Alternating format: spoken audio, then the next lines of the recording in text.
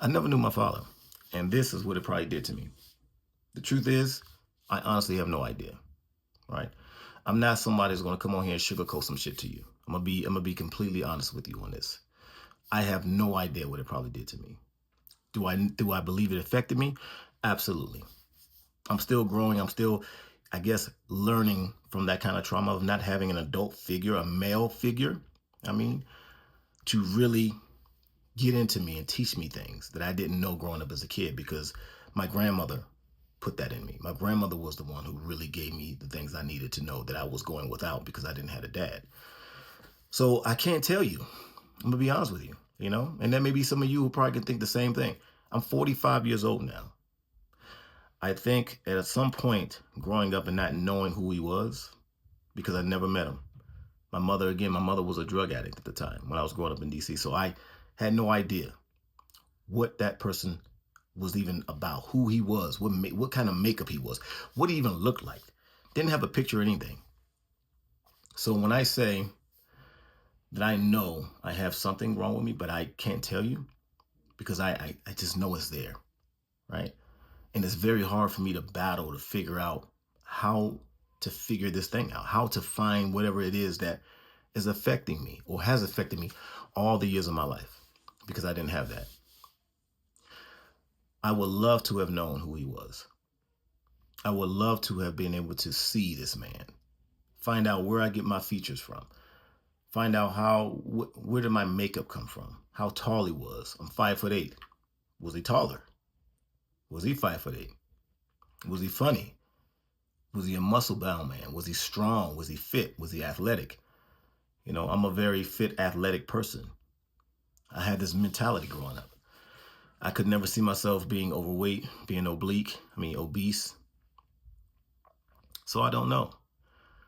So it makes people wonder, growing up without a dad, what did that do to you? How did that affect you?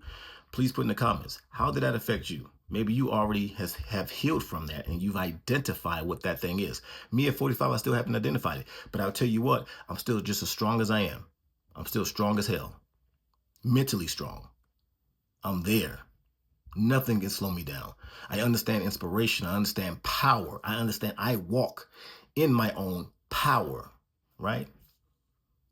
Nothing is going to hold me back but myself.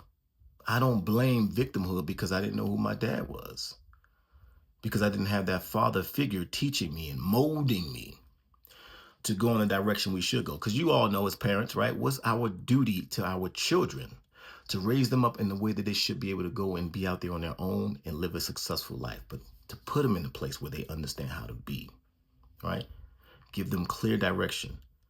So when they graduate school, they're either going to college, they're going into the workforce, they're going into the military, they are going into the entrepreneurial space. Anything they want to do, they have an idea and they have the resources on how to achieve that thing just because of this, right? I look at parenting, because as a father, I look at parenting as this. I'm not meant to be my kid's best friend as I'm raising them, right? My job is definitely to line them up and set them up in the path that they should be able to go when it's their time to move on and be successful, be proud of that, right? So being a dad myself, I wonder now, because I could see even being in the military for so many years as a Navy SEAL, what I missed giving to my kids when I wasn't able to get to them. And I was around, but I was gone. I was stationed over here, wasn't stationed in the same state they were in. So I got them during holidays, birthdays, Christmases, all these different things, right? But it was never a time where I was able to have them consistently on a daily basis that I can really instill myself into them. And I can tell you right now, one thing I do understand is I didn't have none of that. None of that was instilled into me.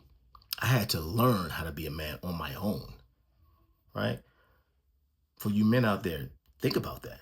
Who didn't have your dad? You had to learn how to be a man on your own. And for the women, and now you're reading this or listening to this, excuse me, you're wondering, okay, maybe this is the reason why your boyfriend or your husband is this way.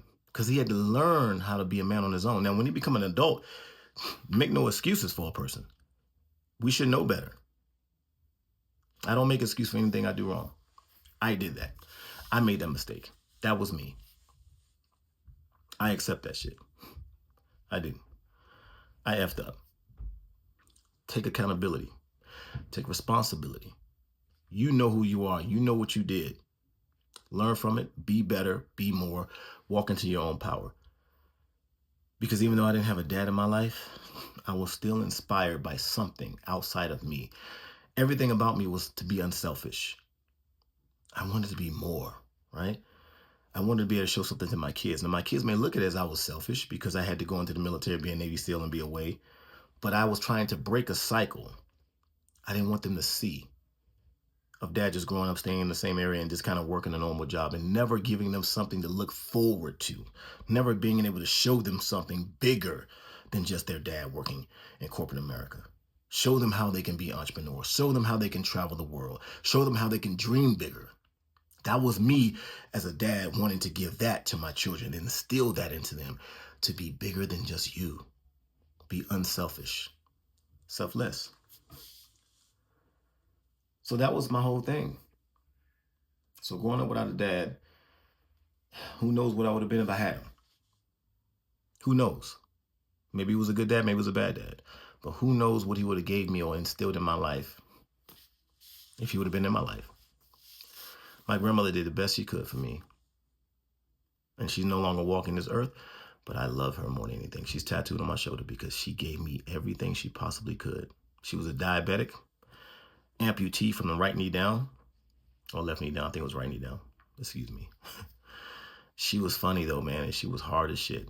She still would tell me, boy, you playing with fire. She still would get on my ass up until the day she passed. I even brought her to San Diego with me when I got stationed out there at the time. I wanted to give something back to her, right? Because she had nothing. It was just her now. She has the kids, of course, but their kids are working and all my aunts and uncles. They're busy. They have a life. But I was in a position where I can take care of my grandmother, so I wanted to give back to her. So even I didn't have a dad, I was still understanding as a man my responsibilities, right? As a man. So you may not have grew up with your dad.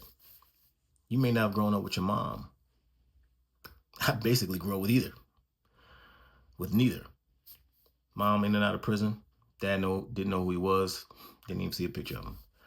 Mom sending me letters to read. My grandmother making me read them. And she's talking about how she's going to change and be this and be that.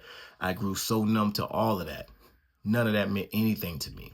I could care less about reading her letters from prison. I could care less about it. I grew thick skin and I was very numb to whatever my mother represented back then. And that's what I dealt with. That was the life I grew up into. But I changed my circumstance because of my grandmother, Annie Mae Quarles. I was inspired, even though I didn't have my dad, even though I didn't know who he was, even though I didn't know what he looked like, even though my mom was in prison, doing drugs, fighting, fist fighting, right? Who cared? For me, I didn't care. So I want you all to understand, you can still change your life. You can still be that power, right? You all have it in you. Walk in your own power. It's up to you.